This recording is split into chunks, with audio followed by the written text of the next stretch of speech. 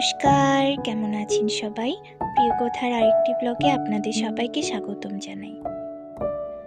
গতকাল সন্ধ্যা থেকে এত হাওয়া দিচ্ছিল, আজ সকালে তার নমুনা বুঝতে পারলাম। চারিদিকে কুয়াশায় ঢেকে আছে আর প্রচণ্ড ঠান্ডা। বরাবরই উত্তরবঙ্গে ঠান্ডাটা একটু বেশি পড়ে। আবার আমার ছোট পিসি ঢাকায় থাকে, তাকে যখন কল করি দেখি তারা বাসায় ফ্যান দিয়ে রেখেছে, আবার সোয়েটারও পরতে হয় না। আর আমাদের এদিকে লেপ কাঁথা মুড়ি দিয়েও যেন ঠান্ডা কোনোভাবে আটকানো যাচ্ছে না। দেখেছেন চারপাশটা কেমন কুয়াশায় সাদা হয়ে আছে, ঠান্ডায় গাছের ফুলগুলো কেমন ছোট হয়ে এসেছে। এই জবা গাছটি আমার দিদার হাতের লাগানো। এই গাছটির বিশেষত্ব হচ্ছে এক গাছে 2 রঙের ফুল ফোটে। একটি হয় এই মিষ্টি গোলাপি রঙের, আরেকটি সাদা রঙের। ফুলগুলো দেখতেও হয় অসম্ভব সুন্দর, কিন্তু শীতে যেন এই ফুলগুলো অনেক ছোট হয়ে এসেছে। আবার গরমকালে এরা সাইজে হয় বেশ বড় বড়।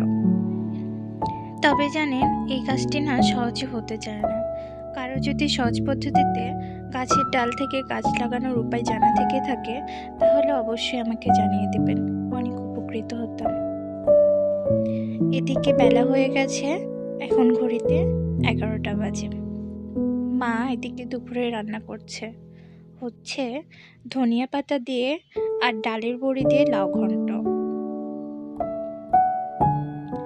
আর এদিকে মা সন্ধ্যার জন্য বানিয়ে রাখছে চটপটি, সাথে থাকবে ফুচকা।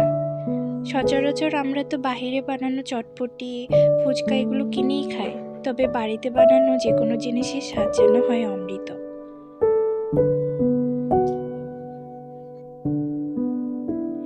এদিকে মা মাছ ভাজছে, রান্না হবে কাতলা মাছের কালিয়া। কাতলা মাছ আমার খুবই প্রিয়, আর মায়ের হাতের এই কাতলা মাছের কালিয়া আমি খেতে অসম্ভব ভালোবাসি। কারা কারা আমার মতো এই কাতলা মাছের কালিয়া খেতে ভালোবাসেন বা কাতলা মাছ পছন্দ করেন, অবশ্যই কমেন্ট বক্সে জানিয়ে দেবেন।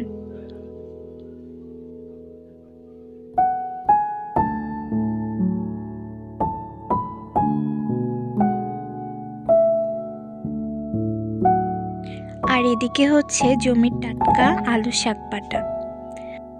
তো আজকের দুপুরের মেনুতে ছিল আলু শাক বাটা, লাউ ঘন্ট, লাউ দিয়ে ডাল আর কাতলা কালিয়া।